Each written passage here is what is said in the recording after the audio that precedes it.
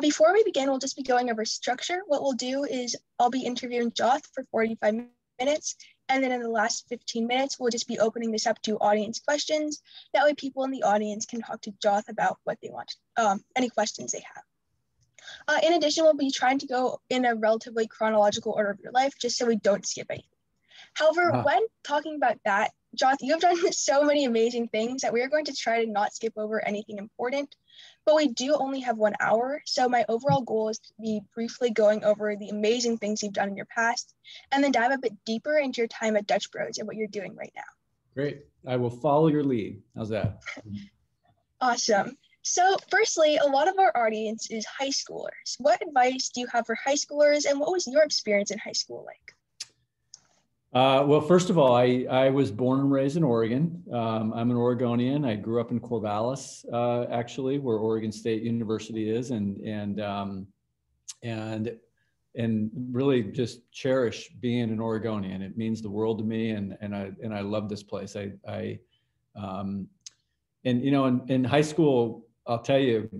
So I graduated from high school in 1986, and it was some of the most memorable, special time in my life. I loved high school. I loved the friends that I had in high school. And I think that what high school is about is exploring. I think you need to, to experience, different topics, different subject matter. I think you need to, give a lot of the things that high school offers. And by many of you that are probably here today, you're one of those types of people that's interested in learning new things and getting access to things. And so I think high school is all about that. I mean, high school is about the exploration. It's about your friends. It's about enjoying a time in your life where you're really discovering who you are and maybe what you want to do. And I think it's a really cool time.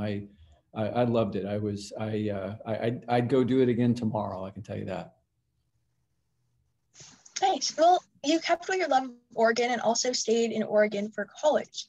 What was your experience with college like, and what skills that you learned in college help you the most right now?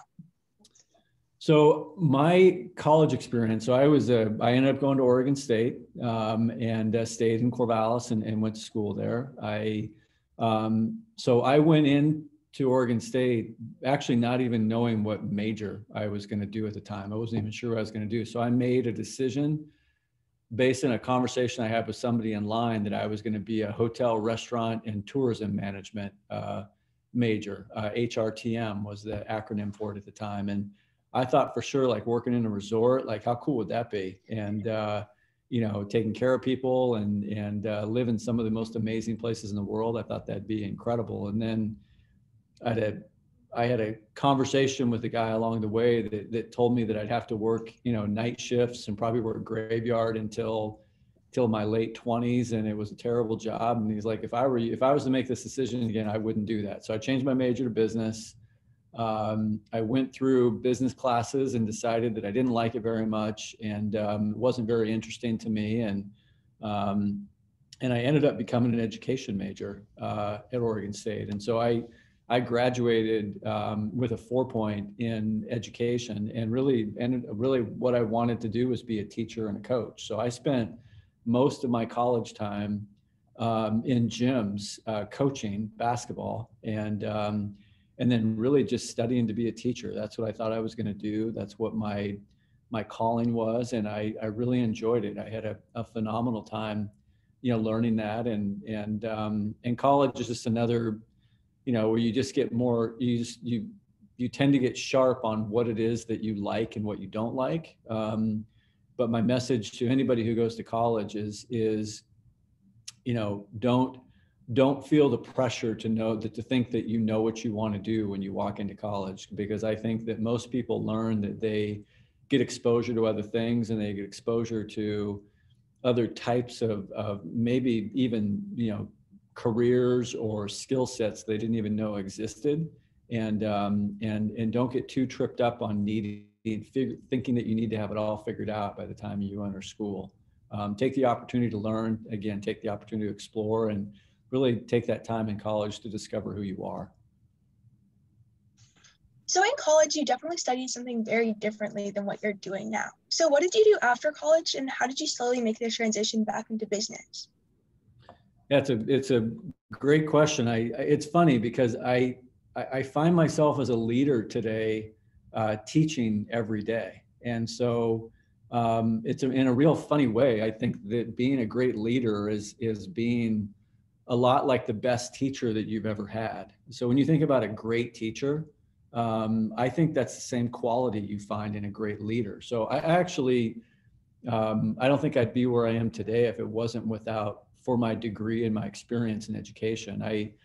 When I graduated from college, I graduated with an education degree in winter term. So it was spring and there really weren't any jobs available. So I was doing some part-time work for a company in Portland, just kind of making ends meet and doing some very entry level, just skill jobs. And at the same time, I was interviewing for teaching and coaching positions. And long story short, I was offered a job at Sweet Home High School to be the head girls basketball coach and full-time business education teacher. So I was going to be the accounting teacher and the personal finance teacher and marketing, and I was going to do all that. And I had done a favor for somebody during the summer of where I was working, and I did this project for this woman, and I just did what I thought was the right thing to do, and just had no idea. And she said, "Hey, as a thank you, I'd like to see if I can get you an interview with a company that I just came from. I know they're hiring for a job in Seattle. But if anything, it'd be a great experience for you to interview." And this was a job with Johnson & Johnson. And she said, "I think they've already found the person, but if you want the interview, if anything, it's a free breakfast. You'll have a great conversation, and hopefully you can use that for what you want to do as a teacher." So long story short, I ended up getting the Sweet Home High School job offer and a job at Johnson & Johnson offered on the same day. And I had these, one that I had spent all of my school and all of my training to go do. And then the other one was purely just this opportunity that presented itself that was going to be to move to Seattle. The cool part was I was going to get to go to Minneapolis for training, and I'd never actually been any further east than like Boise in my life. And I was going to get to go to New York City for a national sales meeting. And so I was like, well, if that job doesn't work out, I can always come back and teach. But, and I had some advice that somebody said, you'll never know what will happen if you don't take the J&J job. And so I ended up accepting a job that I had not even intended or thought was going to come my way. And it was all because I did the right thing and what I thought was the best thing to do at the time on this project I was working on for this very low paying entry level job. And it opened up a door for me that ended up really changing my life. Oh, it's amazing how just reaching out and helping other people just ends up helping you back again and again and again. So Yeah. Tell us about your time with Johnson & Johnson. And what was that like, and how did that help you transition to your next job? Yeah, so Johnson & Johnson was amazing. And in the early 90s, Tylenol was recovering from some very bad consumer problems in the late 80s. So I had a chance to go to work for a company called McNeil Consumer Products, which is the Tylenol company, children's Tylenol, Motrin, all of those kind of products that you would find on a grocery store or on shelves somewhere. And I think, again, I didn't have any background in business. I just only knew how to be who I was and just do the best job that I could. So I wasn't coming in with a business degree or an MBA or anything that a lot of other my peers were. I was just coming in fresh out. I just wanted to be a teacher and a coach, right? So what I ended up doing at Johnson & Johnson was just being the best that I could and letting the rest of it kind of take care of itself. And really what happened is that I found that the best that I could be was as good as anybody else, no matter where they came from or what education they had. And I ended up also just taking on new opportunities as they presented themselves. So I did a great job in Seattle that actually landed me back in Portland. I was in Portland for quite a few years, ended up getting promoted a couple times, and then got an opportunity to move to LA. I was in LA for a while and did a job there that gave me more exposure and more experience on the western half of the US, where I was traveling from Houston to Seattle and everywhere in between. And then that opened up an opportunity in Philadelphia. So I ended up moving to Philadelphia. And I think in that 9 years or so that I was with Johnson & Johnson, I think I had 12 different addresses. I moved basically all over the country, had traveled to basically about all 50 states at that time, and really learned. I was in training constantly. I found that I was really good at taking on jobs that other people had never done before and creating things to last. And that's kind of what I became known for. I became known as the guy that they would put into a job that either needed to be fixed or a job that was brand new that they wanted somebody to come in and create and have a lasting opportunity for others. So I had an amazing run there. I got to work with some incredible people, and really it taught me a lot and gave me a lot of exposure to things in the world that as a kid from Oregon, I just had never had. I'd never really traveled. I'd never really been anywhere. I hadn't really been around a lot of other diverse people being a kid growing up in Oregon. So it was really a lot of things that I just hadn't had yet as a kid in Corvallis.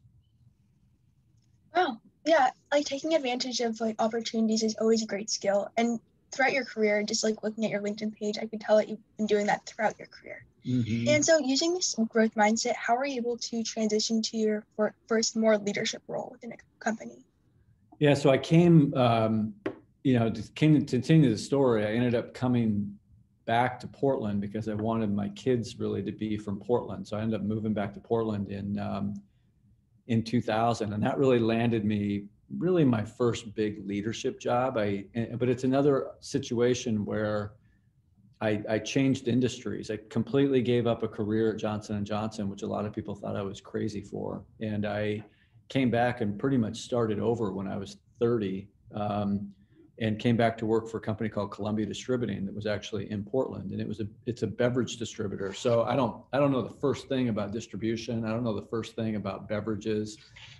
I know nothing. And but the guy who hired me said that he had never seen a resume like that, had no idea what he was going to do with me, but if I would take a chance, he would. And a year and a half later, I ended up being the general manager for that business and having almost 6,000 employees across the Northwest and helping to really turn that company into something that became, somewhat of a model around the country in that industry. So, moving into a leadership position, in my early 30s was really, I was usually the youngest person at the table.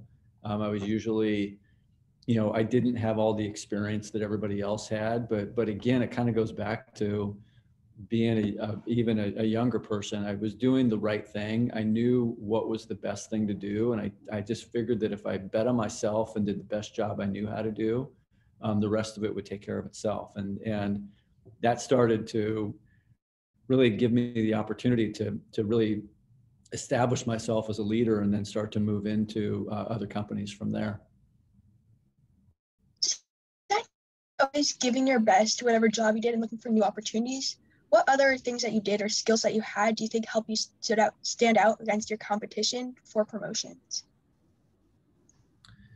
Great question. It's a really tough one because like when you're in the corporate environment, it's a very competitive world. You're you're usually in a pool of 20, 30, 40, 50 other people that are very similar to you are. And the decisions that they make on who gets to move to what is pretty challenging. So, I always I based my skill on a couple of things, and I'd learned some of these things along the way. One of them was that, and I was given this advice from a leader of mine in the mid 90s. And he said, and I'm young, I'm smart, I'm killing it. I'm really doing well. And he said, listen, he goes, I want you to remember that 90% of the job is showing up. And he goes, the other 10% is what you know. And he said, and his point to that wasn't so much that the ratio's right, but his point to it was that 90%, don't ever forget that how you treat people, how you follow up, how you show up every day, things like being on time, things like answering back when you say that you're going to, things like being a good person. I know all that sounds pretty, pretty elementary, but honestly, he was right. And he said, the difference that makes from how other people do things, you'd be surprised at how much people don't pay attention to that. So I really lived my life kind of on that premise of if I say I'm going to return a phone call, I return a phone call. If I say I'm going to be there on time, I'm on time. I won't be late. If I say I'm going to do something, I do it. If I want to, that old adage of treat people how you want to be treated. I think that really it's about, treat people well, treat people with respect, and do the things you say you're going to do. And if you get a lot of those basics down right, you'd be amazed at the other opportunities that will open up for yourself. I also became really early on, I'd used my teaching degree as a way to separate myself from others. So I always tell people that my companies are my classroom. And I've always taken the approach from whether anybody who is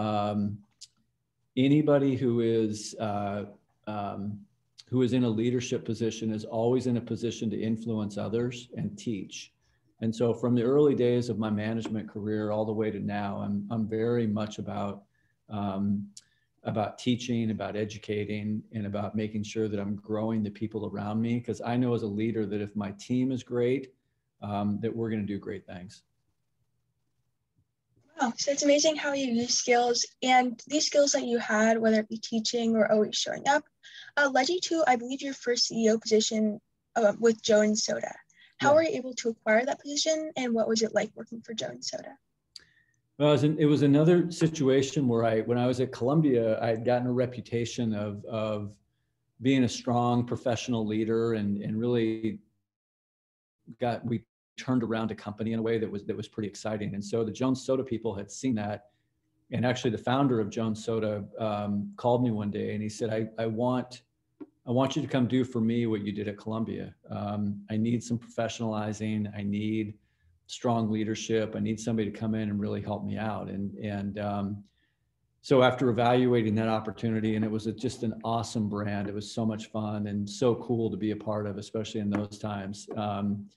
And it was really, at the time, it was probably the hottest beverage brand in the country. It was so cool. And it was in Seattle, and it was like the job to get. So I got the chance to go up there again, and I had never run a company like that before. I'd never been in a big marketing company like that. And not the less be the CEO of a publicly traded company. And so had to learn on the fly again. I mean, I had to kind of figure it out. I had to figure out what the right things to do were, what they weren't, and start to uncover things so that we could, make good business decisions for that company that would keep it around long term. So I commuted to Seattle. My wife and kids stayed in Portland, and I went back and forth for about 2.5 years running Jones Soda. And it was an awesome experience. It was super hard. It was some of the hardest work I've ever done because some of the challenges that were there.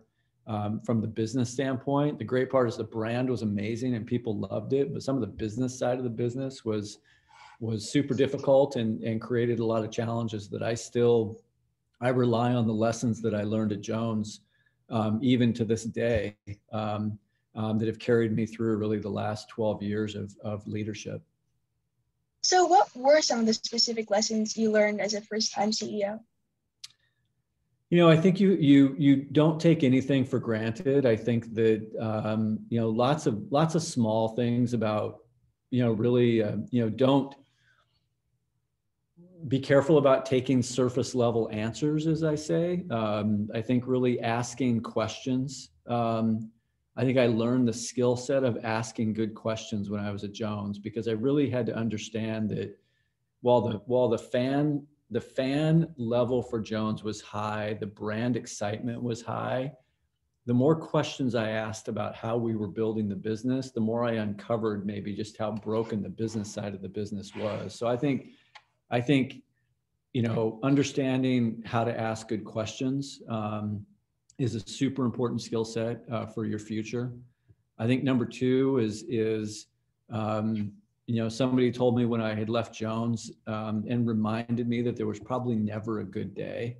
And so as a leader, you have to manage your emotion. You have to be careful because you're dealing with some very challenging situations in many cases, but you still need your team to be able to respond and do well and be motivated. So managing emotions and not letting things, not letting the high get too high and the low get too low was another good lesson at Jones, and making sure that I stayed with how I manage my team, how I manage shareholders, how I manage the business relationships that we had, and also understanding that it was my call to make. I mean, for the first time, I had to make some very difficult decisions that affected a lot of people. But at the end of the day, it was about saving the company, and so it was, working through challenging times was very much about working at Jones. Nice. Now, from that point onward in your career, you really focused on the beverage industry, whether it be wine or coffee or, of course, soda. Why did you decide to focus on beverages from then on? Was there like an aha moment, or did that just fit with your skill set? I don't know. I got so enamored with beverage when I was with Columbia, and I really enjoyed all aspects of it. I mean, I enjoyed the beer business. I enjoyed the wine business. I enjoyed the soft drink business. I enjoyed the energy business, the water business, the coffee business. And really, the beverage industry is a ton of fun. I mean, there's a lot of amazing people in it. It's a great culture of an industry. It's a very much a people business. It's a very much of a relationship business. When you think about beverages, most of the time you're having a beverage, no matter whether it's a soda, a water, usually with people, and it's an industry of communication and sharing. And so I have really enjoyed it. I didn't really pick it. It kind of picked me, and it's been really good to me. I've had some great times with some great brands, and had a chance to participate in a lot of things. So whether it was Vitamin Water and helping that team out when they were building in the mid 2000s, to getting into the Stumptown team, to moving into the wine and beer industry, to now back at Dutch Bros. It's been a phenomenal industry, and it's a ton of fun to be in. Nice. So you mentioned that one of the next things you went to was the Stumptown Coffee Company, which coincidentally shares its name with the Stumptown Speaker Series. Yeah, I like the name of your series. Yeah.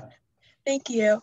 So what was it like making this transition, and how is working in the coffee industry different than the soda industry or any other beverage industry? So I went from a Jones Soda, and I went to work for a group called First Beverage Group out of Los Angeles, and we were in the business of more of a financing company, and I was doing a lot of consulting and a lot of operating partner work, and one of the projects that I came across was Stumptown, and the Stumptown Project is another one where I was recommended by somebody else who I knew. I didn't know very well, but it introduced the Stumptown team to me and said, well, if you have this problem, Joth will help you figure it out. And so, and their challenge was cold brew. And they were selling cold brew in these small buckets in their cafes in Portland, and they had these small amber bottles, and they weren't quite sure what to do with it, or how do you scale it, or how do you manufacture it, or how do they sell it, how do they price it, all that. So I was introduced to the Stumptown team really with a project to say, can you help us figure out cold brew? And so about 4 months into it, I wrote a 100-page business plan on how do you scale cold brew across the country, and how you manufacture it, and what the best way to go, and what the cost would be, and wrote an entire business plan on that. And they liked it so much, they asked if I would come just run the company. And it was another situation where I didn't interview for anything. They came to me and said, we had just taken a private equity investment. We're not really sure how to do that or what to do, but we loved what you did with cold brew. Would you come figure that out for us? So I ended up taking that job, and getting a chance to work with the Stumptown team was amazing. Coffee is the The coffee industry is very similar to the wine industry. So a lot of similarities to the growing of beans and the growing of grapes. Coffee actually has more flavor notes than wine does. So there's a lot of ways of how you break down the flavor in coffee versus how you break down the flavor in the wine industry. And so I had a lot of understanding of kind of the composition of the product. And it was about learning the industry. And Stumptown was a cafe business, which I had never done before. We were a big wholesale business, and we had to figure out the unlock for how do you grow this very special business and brand from Portland, Oregon. And so cold brew played a big role in that. We ended up figuring out cold brew. We took it national, became really the first cold brew player to go out on a national scene. And I think Stumptown gets credit for being the first one to really do that. And so I guess I'm known for creating cold brew and making it a thing, which is kind of fun to be like, I started a category, more or less. So that's been kind of fun to have that. But also teaching the Stumptown team of what it was like to kind of grow up. So we quickly doubled sales in that business. We moved into Los Angeles. We roasted in New York. Very different kind of business, but a lot of similarities to things that we had done. I'd done at Columbia Distributing, some things I'd done at Jones. A lot of those things start to kind of play themselves out now as I move into Stumptown and do some other businesses. So Stumptown was great. It was a ton of fun. It was a great time to be representing Portland and be a brand from Portland, Oregon. And we were sold all over the country in some of the best restaurants in the country, and just had a blast doing it. So we sold that company successfully to Peet's Coffee. And I ran the business working with the Peet's CEO for about 1.5 years before I decided to exit. So after Stumptown Coffee and Peet's Coffee, how'd you make the transition into Dutch Bros, of course? Well, there's one small offshoot of that. I ended up in wine, and the very short story to that was I thought I was going to escape to the wine industry and not have to come back. So I tried to go run this little winery out in Newburgh and called Adelsheim Vineyard, and another opportunity where the founder was he had only person to ever run the company, and they needed some new thinking in there. So I ended up helping transition that business for a couple of years and really kind of bringing it into, the year 2020, which was a lot of fun. But I think my reputation in coffee and kind of running businesses and companies was still out there. And I got a phone call one day about, being introduced to the Dutch Bros team, and that they were in a time of figuring out their strategy, figuring out what they wanted to do in their next phase. And they were looking for a good leader to help them do that. And so we had met while I was at Stumptown. I actually helped them think about cold brew as well, and evidently left a good impression. So if there's one lesson learned across my entire journey, is you never know who you're going to be working with. And you make sure that that impact you have on people can last with you for a lifetime, and also play a big role in the decisions that you might make in your long term. And don't ever forget that, because the Dutch Bros job really was because of the way I treated the Dutch Bros team when I was running Stumptown.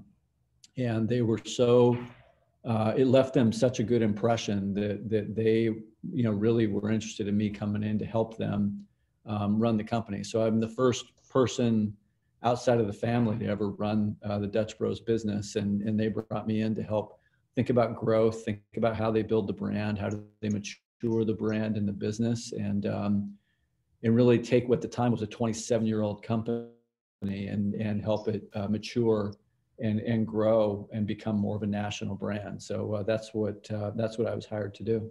Wow. So you definitely always made good impressions and utilized that. But then you got the position. So what happened next after they said they wanted to hire you? What did you hit the floor running? Was the transition hard? What did you do? Yeah. So, I kind of have this, when I take over a company, and so this is my 6th founder-led business that I've run now in 21 years. And so I have this reputation of being able to work with founders and become kind of the professional manager that comes in. So, what I typically do is I come into a company and I actually do a lot of assessing. I don't have a 90-day plan that's going to change the world overnight. I don't have it's not my way or the highway. I actually, in most cases, I'm trying to assess and find out where the gaps are in skill sets and the things that we need to do to elevate the thinking within the company. So I'll either do that through challenging the current employee base and growing them. I might sprinkle in some new people with skill sets that we need. But really at Dutch Bros, it was about, Dutch Bros has had an amazing thing going. It's an amazing company with amazing people doing amazing work. And so the first thing I have to be careful of is coming in and messing it up. I don't want to mess up the momentum. I don't want to over orchestrate it. I don't want to over organize things. What I'm trying to do is really get to know the people, build trust, have them trust in me as a leader, and then slowly build some things that I would like to do over time. What I'm very proud of is in all the companies I've been in and taken over, I've actually never fired anybody. And as a transition leader, I've always tried to take the talent that was there. Then I've always tried to build them up, because in many cases in these companies, especially founder-led businesses, a lot of the team doesn't know what they don't know. And so my opportunity is to come in and go all the way back to my education degree and come in and help people learn and grow, which I find that's in a lot of cases, that's just what people need to be able to produce extraordinary results. And I think that's what we've done very successfully here at Dutch Bros, and been able to maintain the culture and grow the environment and all the amazing things that we do. So at Dutch, we got very organized. We created a 5-year plan. We created a mission statement, which is we are a fun-loving, mind-blowing company making a massive difference one cup at a time. And that's our internal mission statement. We created a 5-year plan of the things that we wanted to accomplish by 2023, which was to bring in and really help bring in new incremental leadership to the team with new skill sets. We talked about going from 319 locations to 800. We talked about investing in technology and making us a technology company. We talked about creating brand discipline and kind of building out what we do on the brand and making sure that we're very disciplined in how we grow the company and the brand and the culture. And then the last thing was using business intelligence and analytics to make decisions. So we're removing really much out of a system of art and much more into the balance of art and science. Nice. So one of the things you've mentioned and that you've done in the past is expand businesses, such as trying to double the number of stores of Dutch Bros just within 5 years, which you've been able to successfully do with Stumptown. How are you able to expand these businesses, and what are the main things you look to from expanding more local chains to national level chains? Well, I think you have to look at where the opportunity is for the business. I think that not every opportunity is a good opportunity for a company. And even though it might look like white space, it actually may not be the best place for that business to go or for that brand to grow. So you need to be very disciplined about how you build your business and where you do it. And every company is a little bit different. The Stumptown growth was very different from the Dutch Bros growth, which was very different from Adelsheim, which was different from a brand like Vitamin Water when I worked on that. So I think what you have to do is really understand what it is that you're trying to accomplish and what channels of development that it takes to get there. So at Dutch Bros, it was a lot of time of evaluating. One was, did we have the team?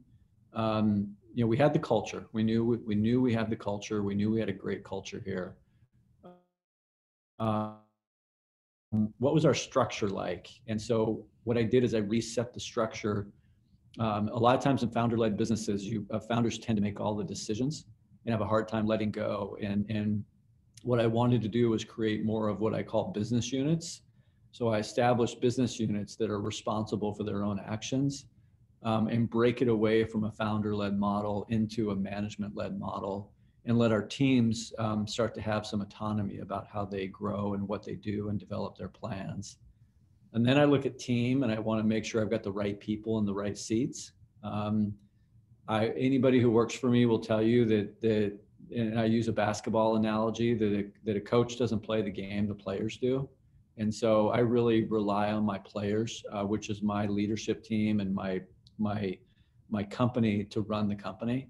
My job is to guide it and help lead them to where they need to go and help with maybe some of the tough decisions. But if I put the right systems in place that they can then execute from, then that will create amazing results. So I try to free people to make their own decisions, and understand that there are good decisions, and then also you're going to make some mistakes, but mistakes are okay because we learn from our mistakes and we're going to get better from them.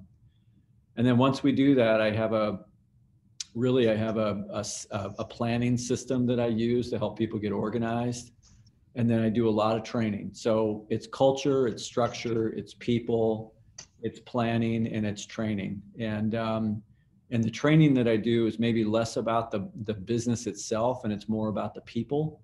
And I'm trying to train up the skill sets that I look for in people that will work for me and that will be successful under the type of company I like to run.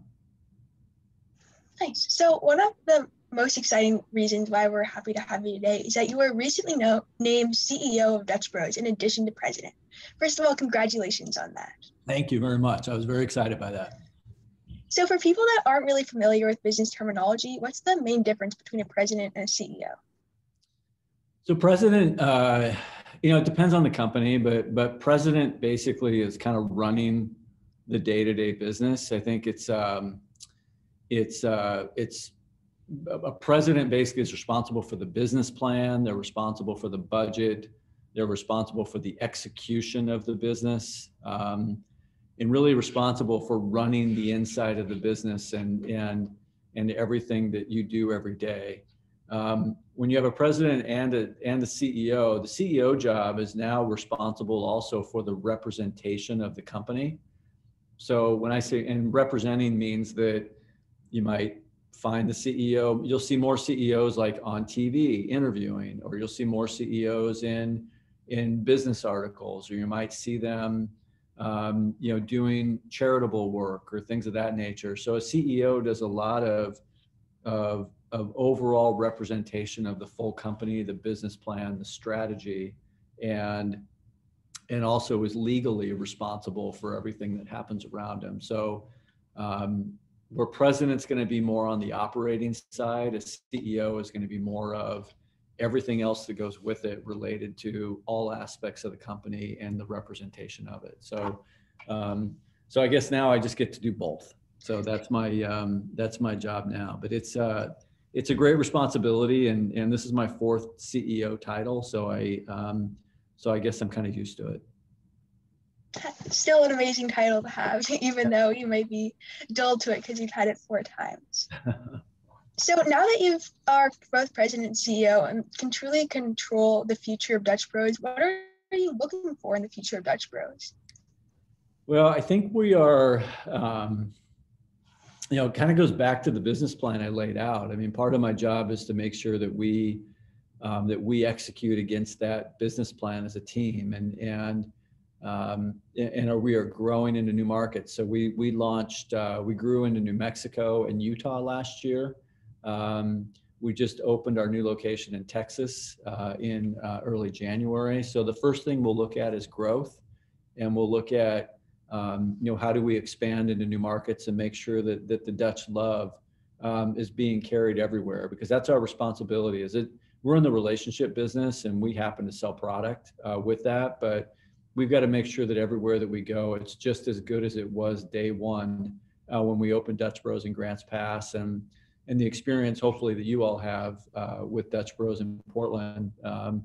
We want to make sure that the kids in College Station have the same experience. So number one is be able to expand it, but do it in the way that has made it special from the beginning. 2 is really to build in community. Many of you know that our philanthropy is large.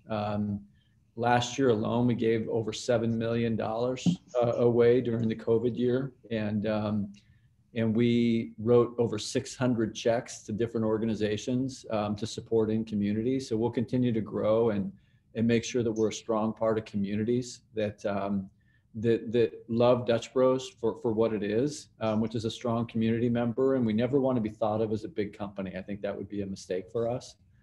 And then we'll, you know, I have investors also as a CEO that I'm responsible to. So I have people who have invested money in Dutch Bros, who, when you invest money, you're looking for return. So I have to balance, you know, the heart and soul of Dutch Bros and who we are with the investor expectations of why they invested in Dutch Bros in the first place, and what they want out of it. So I have this balancing act of the money people and the culture people, and making sure that I've got all of that worked out right. And then also, we want to, at the end of the day, we want to deliver an amazing experience and beverages at the window. So we want to make sure that every time you go to that window, you get treated special, you have a great experience, and that it's something that's amazing for you and you want to keep coming back. And you know, we just launched our Dutch Rewards program. Hopefully everybody's seen that or downloaded the app, but that's been incredible, and really kind of our launch into technology, as I mentioned earlier. It's also about kind of keeping up and being on the forefront of technology and making sure we deliver on our customers', you know, needs and desires for how they engage with our business. Awesome. Well, my time interviewing you is coming to a close because we're going to open up to audience questions in about 2 minutes. However, before we do that, I have just one last question. So people in the audience should be thinking of questions. So do you have just any overall feedback or any other advice that you'd like to share, especially for our high school student audience?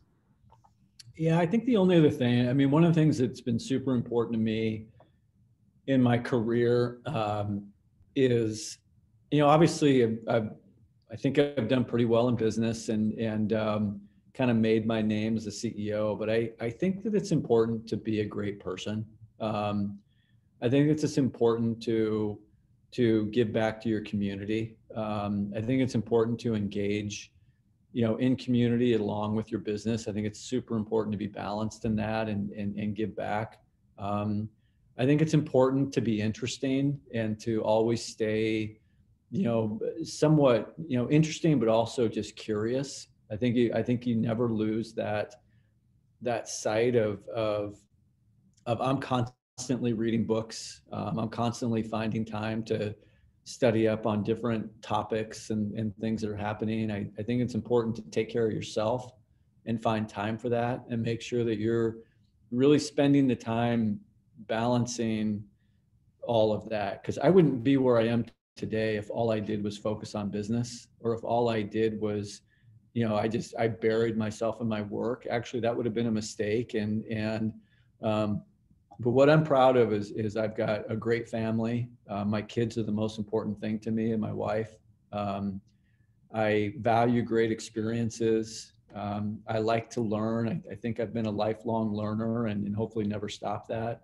And I've always tried to take care of myself, and whether that's mentally, whether that's physically, whatever that is, I've always tried to carve out time to do that. And I think as you're entering into this chapter in your lives, I think you can start thinking about those things now, and being super intentional about how you balance those things and take care of yourself. I think it's an important time to do that. We live in a very stressful life, but I think that you have the control over that if you choose to do that.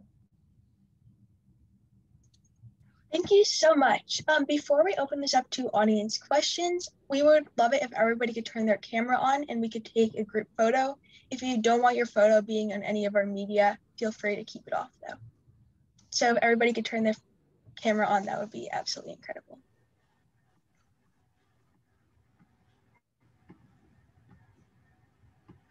I've never done a Zoom group photo. That's actually, I've spent thousands of hours on Zoom in the last couple of years, and I have not done a group photo. That's great. We're glad we can introduce Alyssa, you're gonna have to share with me how to do that. Well, it's more like a screenshot than a photo, but okay. All right. It works. Good. Tara, just let me know. Yeah, just a second. I have to move all the people to my screen. Okay. There's going to be 2 separate screenshots. So 1, 2, 3, smile. And 1, 2, 3, smile. Great. That's it. Thank you so much. And now we will open this back up to audience questions. So feel free to unmute yourself or put a question in the chat.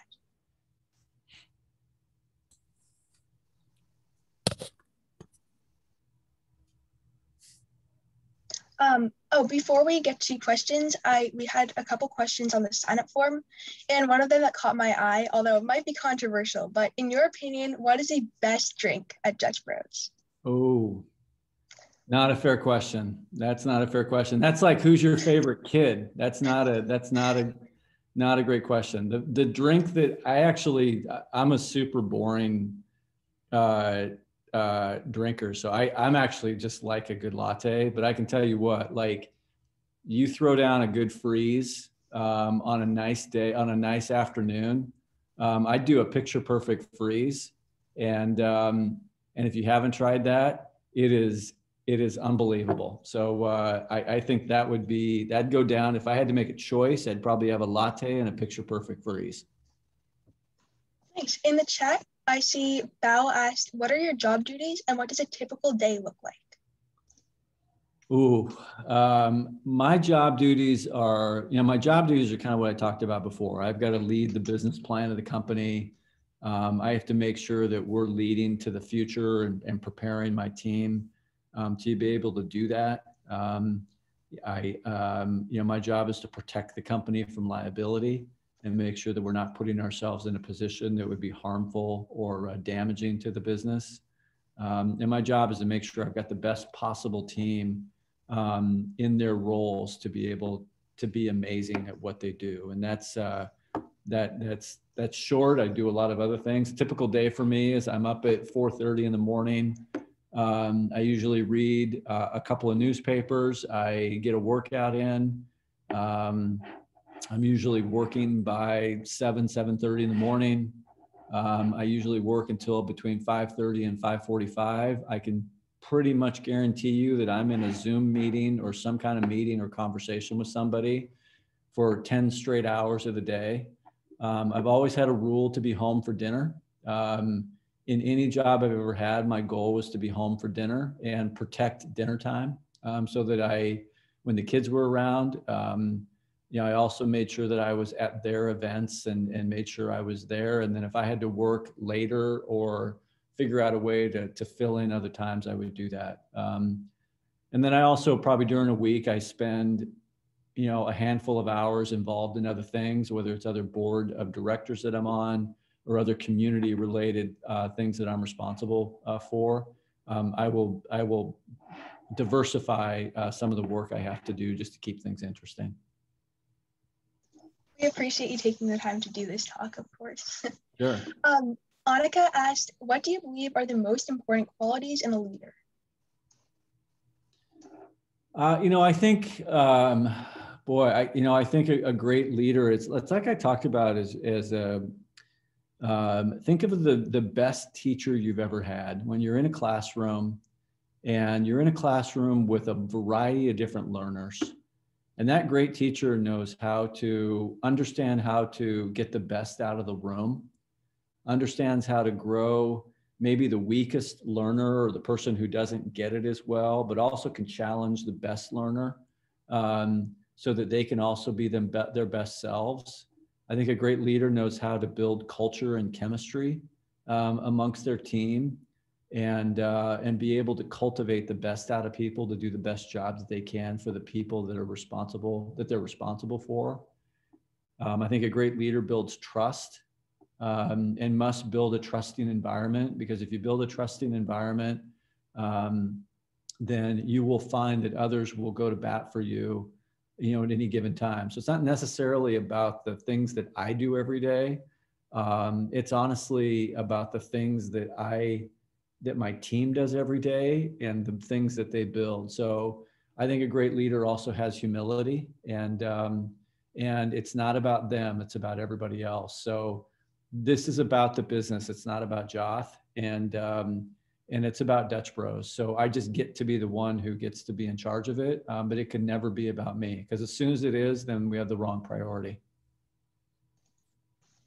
Jake asks, when you assume a leadership position, what do you see as the greatest obstacle or risk? When I assume a new leadership position, the biggest obstacle is not necessarily an obstacle, but it's actually just building trust with your team, and also understanding that you're going to be in a position where you have to make some tough decisions. Usually you have to create a stop doing list of maybe some legacy things that have been happening in a company or in that particular area that you need to change in order to move things in the proper direction, or to elevate. And so, you have to understand that you get put in the position of responsibility to make the tough decisions, and having the ability to make the tough decisions, stick with them, but then lead people through those tough decisions is an important quality to make sure you're taking everybody along for the ride with you. Matt asks, where or what else are you planning to take Dutch Bros? For example, takeout drinks or ground coffee. So that's a great question. Right now, honestly, I guess the straight up answer is we don't plan to change a whole lot. I think that having our rewards program was a new venture for us. We certainly are looking at delivery and working more with companies like DoorDash and those businesses to see how well that plays. But honestly, we're in the experience and the relationship business, so it's hard for us to sell somebody a drink without having a relationship. And I think our point of difference is really that service and making sure that we're building a good customer base by how we treat people every day. So we're really holding true to what we're about. We're trying to implement technology in the drive-through so we can make a faster drive-through experience, and really there's a lot of technology out there with AI and some other things that are happening that are going to make the drive-through experience just incredible in the next 5 years. There's also car technology that's going to happen where Apple is going to basically insert themselves inside of cars, and you'll be able to pay for things and basically transact just via your vehicle. So there's some really exciting things coming for drive-through. So I don't want to pivot too hard. I'd rather focus on the drive-through and make it really good. Nice. Daniela and Sarah are asking questions about your life and how you deal with stress and how you find a work-life balance. Yeah, it's super hard. I am my morning is my time, so I kind of call it Joth time. So I don't really like getting up at 4:30 in the morning, but I will tell you that I do like my peace and quiet during that time. So I from 4:30 to 7 in the morning, I might read a book. I might go for a run. I might go for a walk. I might it's just my time to be by myself. I don't really I'm not around anybody else at that time because nobody else wants to get up that early. And so I deal with a lot of my stress in the morning, and I've been a runner. That's kind of how I found my outlet to be. I go for runs, and I have a lot of really good conversations with myself and tend to decompress a little bit before I get ready, and I use it as preparation for my day. Erica asks, how do you accumulate experiences and find opportunities to learn? Well, I think how you do it is you do it every day. I think that experiences don't come through events. I think that it's a mistake to think that you're going to go to a seminar and all of a sudden you're going to come out a different person. I think you have to commit to understanding that experiences and learning happens every day, and you learn through moments. And the moments are the best time to learn and to be aware of the things that you're going through and be aware of the interactions with people or the interactions with that teacher or that coach or that community member. I think you learn the most through moments. And so, live your life and live it to its best, and learn every day. I think that's really, I can't give you any better advice than that. And finally, one last question from Iris. How has the beverage industry and Dutch Bros success been affected by COVID?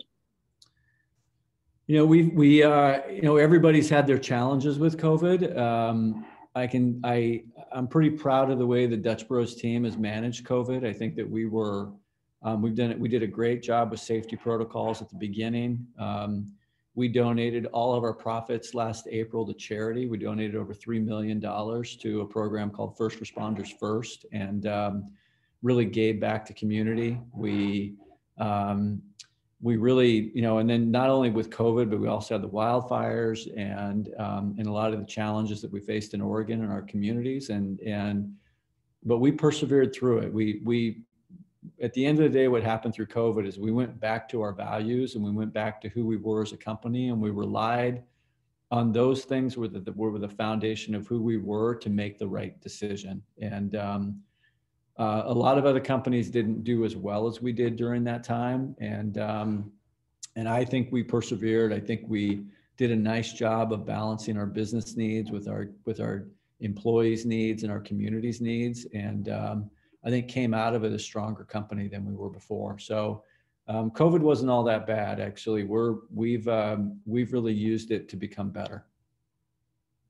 Wow, what a positive note to end on. Anyway, this is the end of our talk. Joth, if you could stick around afterwards, I know you're busy, but if you have time, that would be great. If not, feel free to go on to the rest of your day. For everybody else, thank you so much for coming. We are super happy with our high attendance. Hopefully you learned something from this talk. And if you're looking for extra credit from this talk, we will be emailing your teachers about your attendance.